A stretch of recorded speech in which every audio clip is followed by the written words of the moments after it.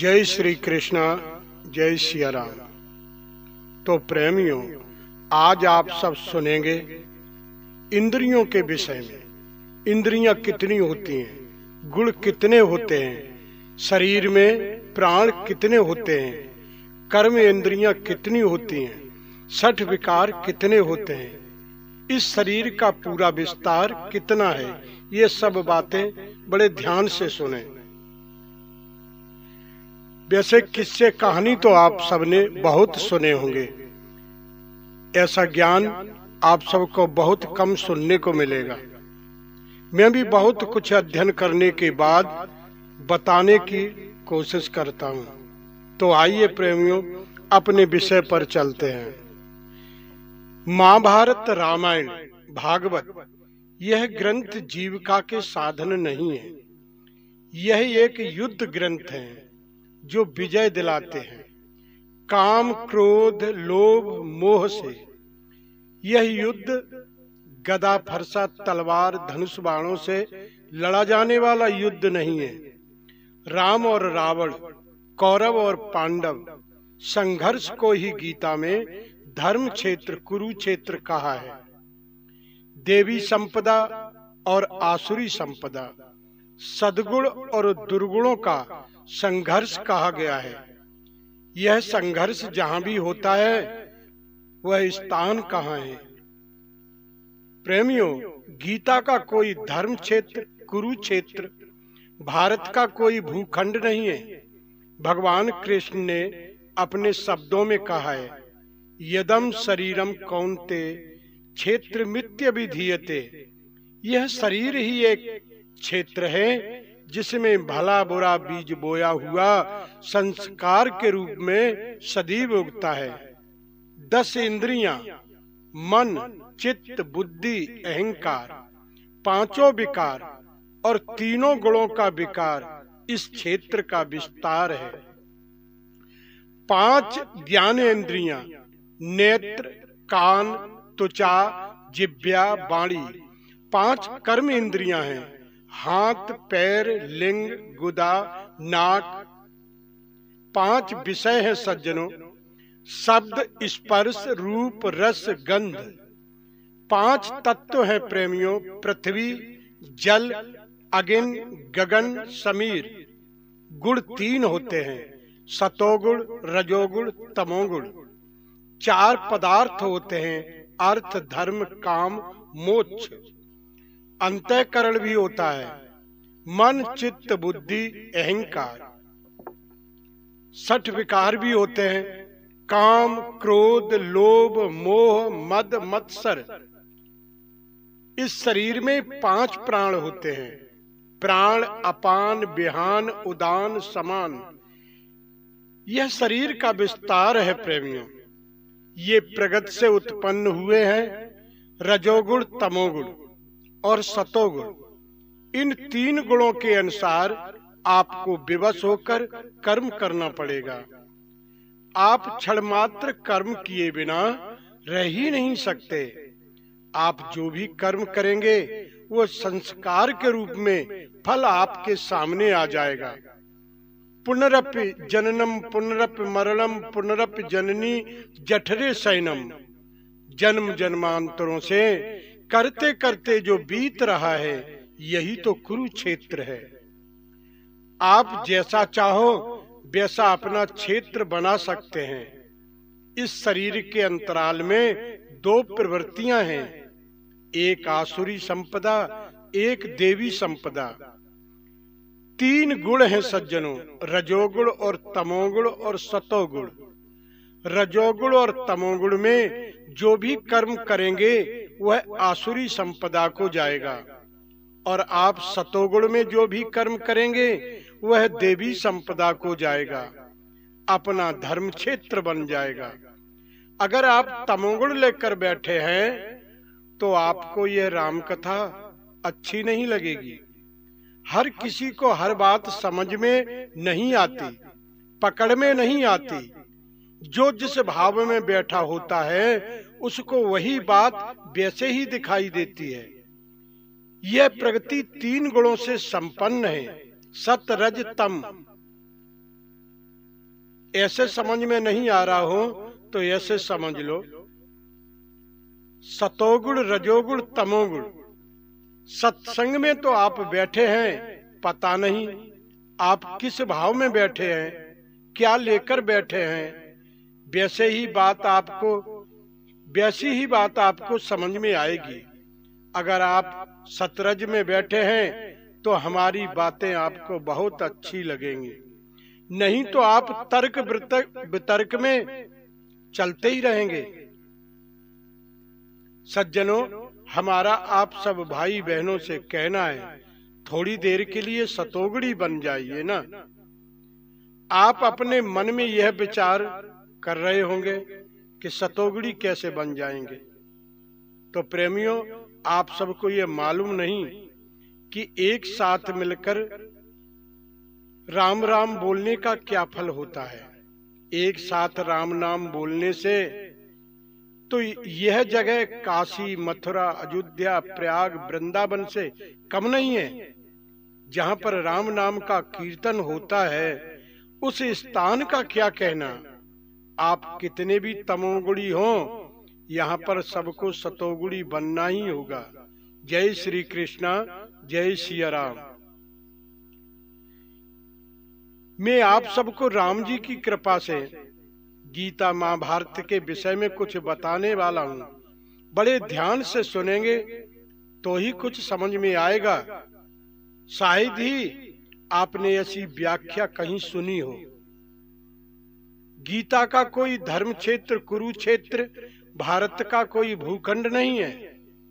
भगवान कृष्ण ने अपने शब्दों में कहा है, यदम शरीरम कौन्ते क्षेत्र मित्य विधीयते।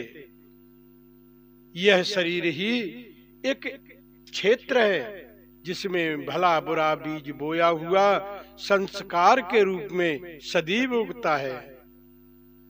गीता में भगवान कृष्ण ने ये शरीर को ही कुरुक्षेत्र बताया है। मैं आप सभी प्रेमियों को यथार्थ गीता आध्यात्मिक से आपको बताने का प्रयास करता हूँ। देवी संपदा और आसुरी संपदा। देवी संपदा में है पुण्य रूपी पंड, कर्तव्य रूपी कुंती, कर्म रूपी कर्ण, धर्म रूपी दुष्टर, भाव रूपी भीम, अनुराग रूपी अर्जुन, नियम रूपी निकुल, सत्संग रूपी सहदेव। कर्तव्य के द्वारा भव पर विजय पाने वाले कुंती भोज, ये मानसिक प्रवृत्तियां हैं जिनकी गणना 7 अछौड़ी सेना है। ये देवी संपदा क्षेत्र की बात है। दूसरी ओर कुरुक्षेत्र, जिसमें 10 इंद्रियां, 1 मन, 11 अछौड़ी सेना है, यह आसुरी संपदा है।